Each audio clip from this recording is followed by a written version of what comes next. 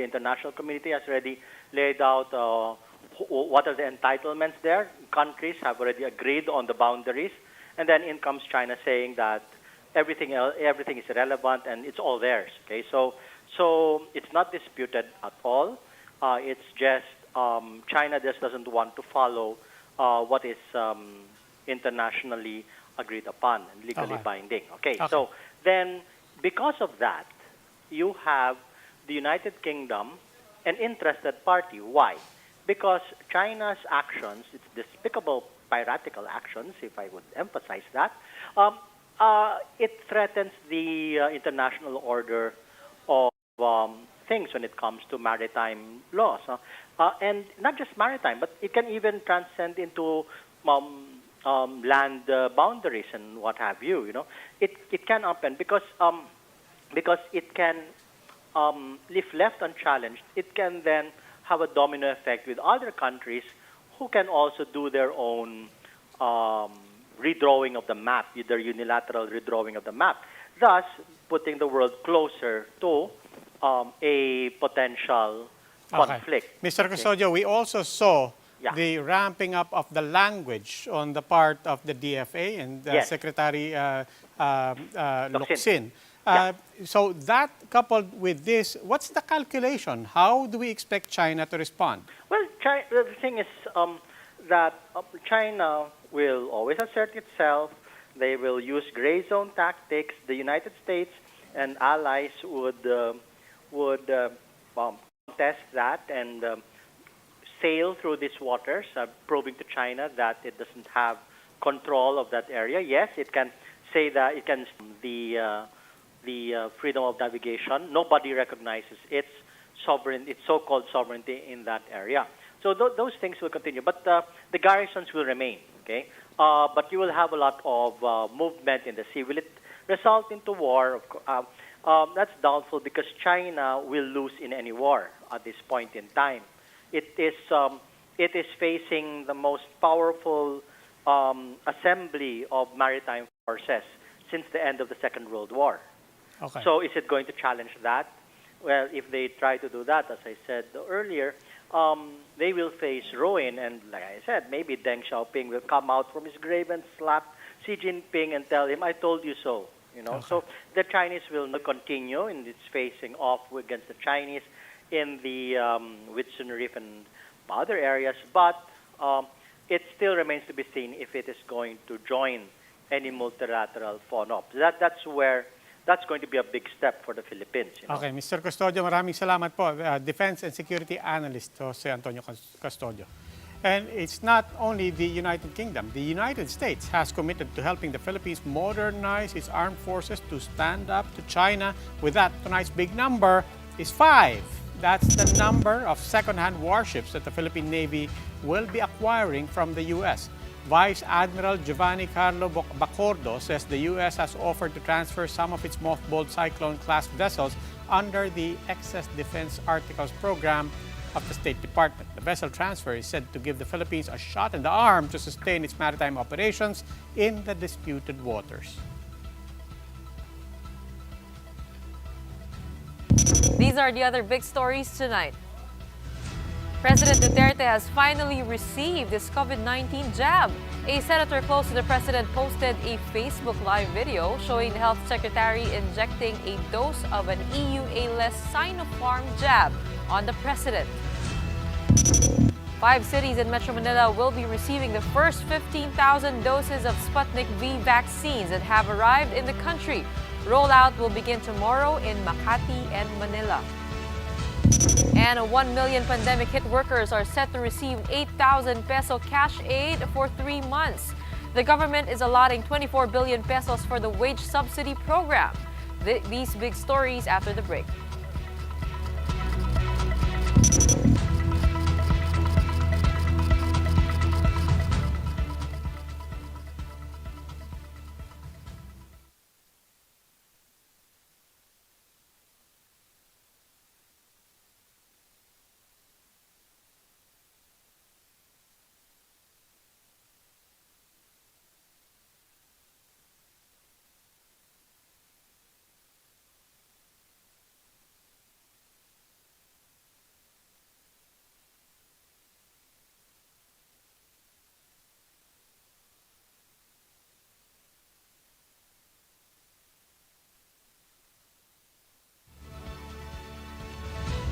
Watching the big story.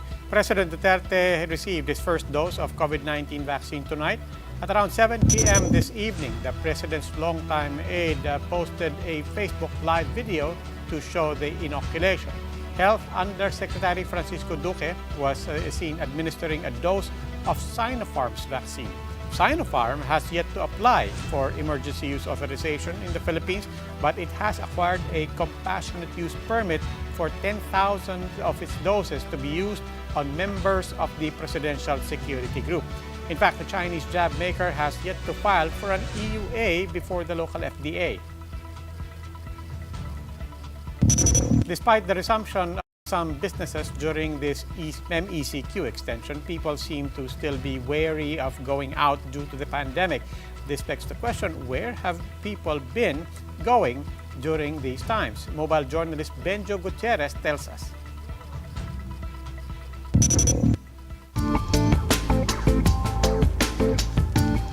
Earlier, while walking around, I saw two men, Harold and Patrick. Question is, where will they go? Welcome to another episode of San Punta Tol. The rules are simple. We just need to guess where they are headed. Number 1, we'll just cool down inside the mall. Number 2, off the barber shop for a haircut. Or maybe number 3, just out for a stroll. If you choose number 1, the mall, you can already eat inside restaurants, since the IITF has already allowed 10% dine-in capacity. However, I noticed there were still some closed stalls. Dito sa food court ng isang mall, marami pa ring saradong businesses. People can go around the mall and eat, but the choices are limited. Maybe it's number 2, the barber shop. Personal care services are allowed at 30% capacity.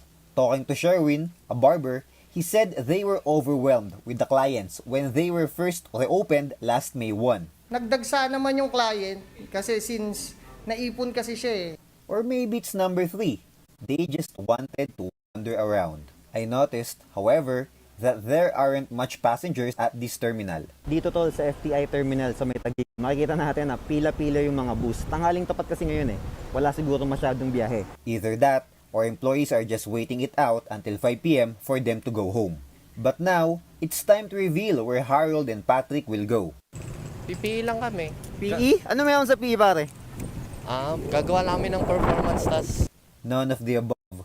The two were preparing to do some school requirements. Restaurants and barbershops may already be open, but people are still somewhat apprehensive, especially with cases still running high. For now, the Trade Department is banking on safety seal certifications to convince Filipinos to go out once again. I am Benjo Gutierrez. We are One News. 1 million workers are set to receive 8,000 pesos for 3 months under the government's wage subsidy program. But one labor group insists more workers should be included in the program. Shaila Francisco with the details. This restaurant in Pasig City used to be packed with customers, but now they're only accommodating mostly delivery riders for orders online. Their employees are also bearing the brunt of the losses, like Alma, who now just works for 3 days a week. With her take-home pay slashed, she's now hoping that the government will provide wage subsidies for workers like her. Malaking tulong po sa akin yung bill, katulad po na ganito nga po yung pasok namin, pandagdag gastos po, saka pambayad ng bills kasi katulad ngayon, ang dami talagang namin pending na bayaran dahil naman yung sahod namin hindi talaga sumasapat. The National Economic and Development Authority, or NEDA, is now evaluating a subsidy program proposed by the government's task force on the National Employment Recovery Strategy. The task force seeks to allocate 24 billion pesos for the program. Some 1 million workers stand to benefit from this. They will receive a monthly allowance of 8,000 pesos for 3 months, which they can claim through their employer's payroll system. Aside from establishments that applied for a loan under DTI-SB Corp and CARES program, priority will be given to more than 580,000 MSME workers who are under flexible work arrangement or affected by temporary closure. But for some labor groups, the target 1 million beneficiaries for the program may not be enough. Malinaw na hindi sapat yung 1 million plus na mabibigyan ng ayuda dahil ang data ng Philippine Statistics Authority ang unemployed doon ay 4.5 million na mga manggagawa. The Labor Department said they can only accommodate enough with their limited budget. Beneficiaries have been pre-identified, including those who have yet to receive government assistance and employees of establishments that are sure to reopen soon. Ang pinaka-objective po ng proposed wage subsidy program is to really preserve the existing employment and to avoid yung further loss of jobs. Labor groups hope the subsidies will be released this month in time for the vaccination of the A4 group or economic frontliners. DOLE said guidelines have been crafted. Distribution will start after President Duterte approves the program. Shaila Francisco, WR1 News.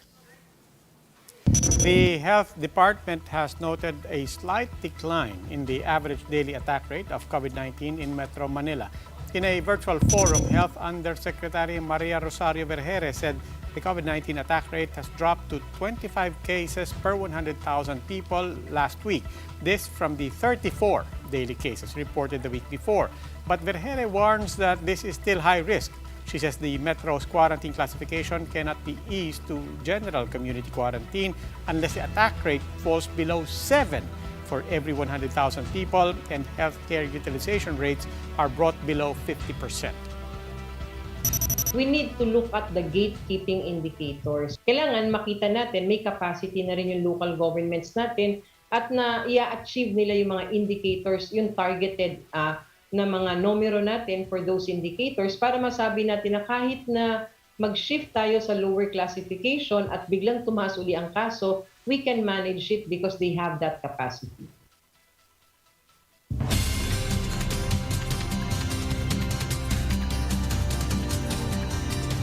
Time for an express look at some of the day's big stories.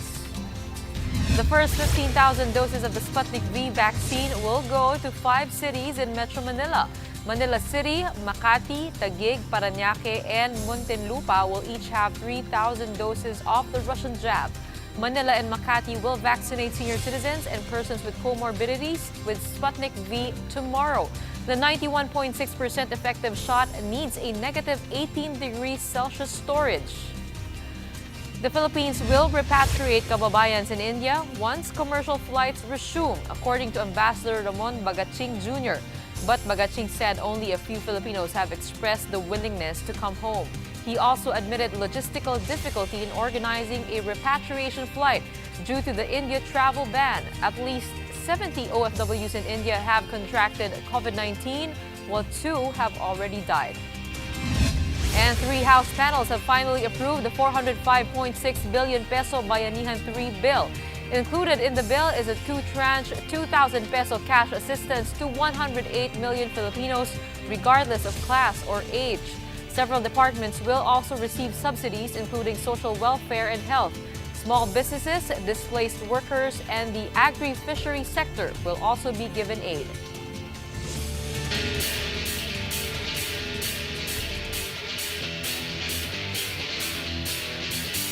Now for the big story in sports. A Brazilian coach will now be at the helm of the Philippine women's volleyball team.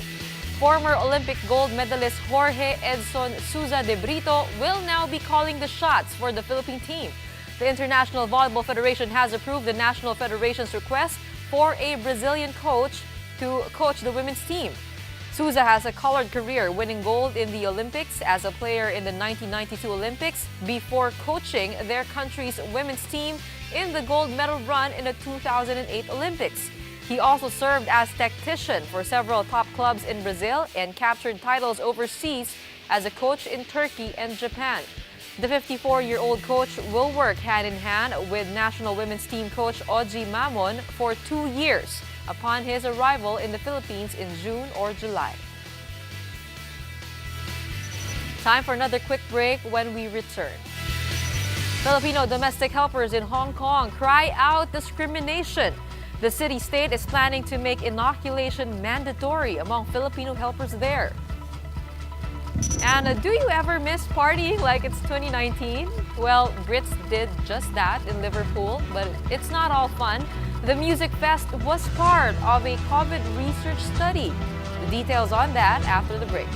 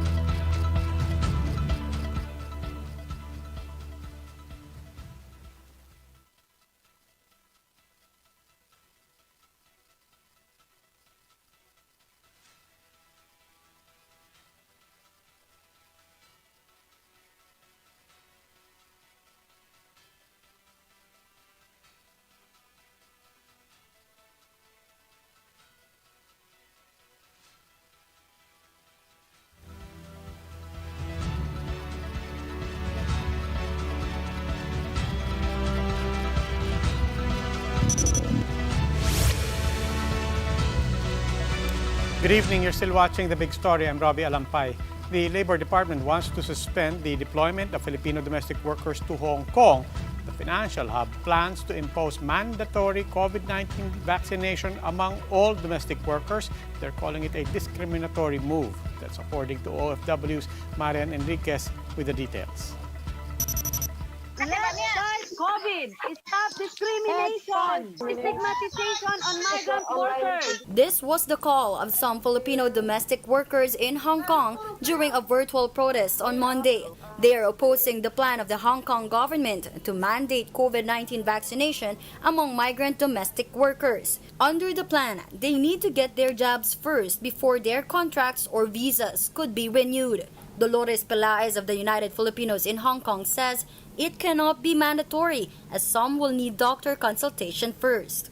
Pag hindi namin ito ginawa, mape-penalize kami. Mawawalan kami ng trabaho at hindi lang kami yung maapektuhan, even yung aming mga pamilya na umaasa sa amin sa Pilipinas.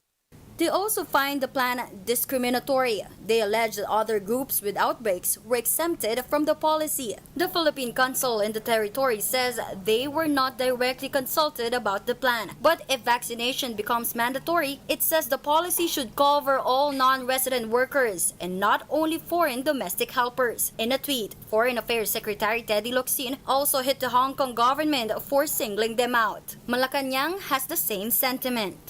So sana po wag i-single out ang ating mga Filipino OFWs bagamat we recognize yung sovereign prerogative na i-require ang bakuna. Labor Secretary Silvestre Bello, for his part, will issue an order suspending the deployment of domestic helpers.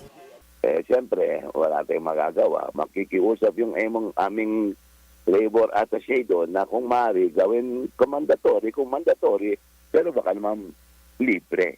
The United Filipinos in Hong Kong is calling on the government to join them in questioning the proposed policy. The group has already filed a complaint against the plan before the Equal Opportunities Commission.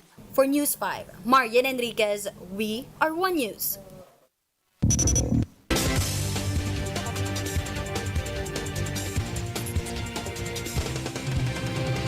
Let's take a look at the biggest stories on print and online. From the Philippine Star, on World Press Freedom Day, groups called attention to attacks on the press coming on the heels of the killing and arrest of 2 journalists. The Commission on Human Rights pointed out that the Philippines has consistently dropped in the World Press Freedom Index for the past 4 years. The CHR added that concrete actions are needed to protect members of the media in the line of duty. Business World reports inflation in April likely quickened beyond the official target range for a 4th straight month. A poll of 17 analysts yielded an estimate of 4.7% inflation in April, within the BSP's estimate of 4.2 to 5%. If realized, last month's inflation increased from the 4.5% recorded in March. And from News 5, the Philippine Military Academy named its top-performing cadets from the Masaligan class of 2021. Topping this year's graduating class is Cadet First Class Jan Ray Cabanatero Artus from Negros Occidental. He will join the Philippine Navy. 4 women cadets also made it to the top 10. They will join their respective branches of service after their commencement exercises on May 10th. And here are the other big stories from around the world. Massive crowd, no masks, no social distancing. Some 5,000 people partied like it's 2019 in a government-sanctioned rave festival in Liverpool, the United Kingdom. This is a one-off festival to help the UK government understand the effect of crowds on the spread of the virus. All attendees tested negative for COVID-19 and promised to get themselves tested 5 days after the festival. The event lasted for less than 6 hours. It had a 10 p.m. curfew. And over in China, thousands of people, mostly unmasked, also gathered for the Strawberry Music Festival in Wuhan. That, of course, is a city where COVID-19 first emerged in 2019. The largest outdoor music festival in China kicked off over the weekend following delays and cancellations last year due to the pandemic. Official data shows the city has become almost completely virus-free.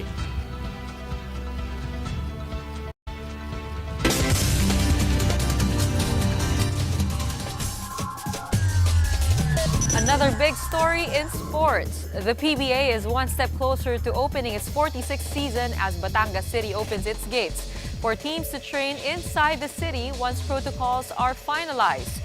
Commissioner Willie Marshall said Batangas City Mayor Beverly Di Macuja and 5th District Representative Marvy Marino gave the go signal.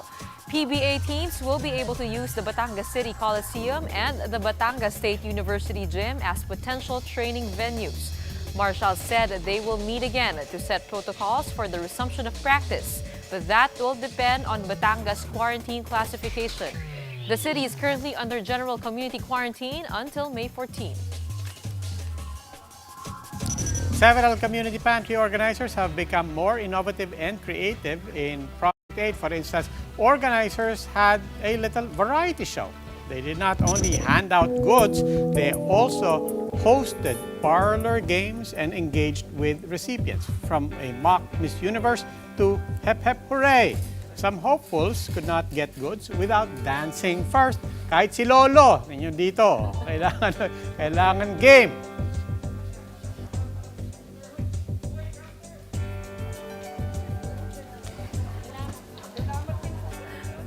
Finally, si Miss Universe 2021, Miss Cambodia! Ay, ikaw lang masaya. Pasok.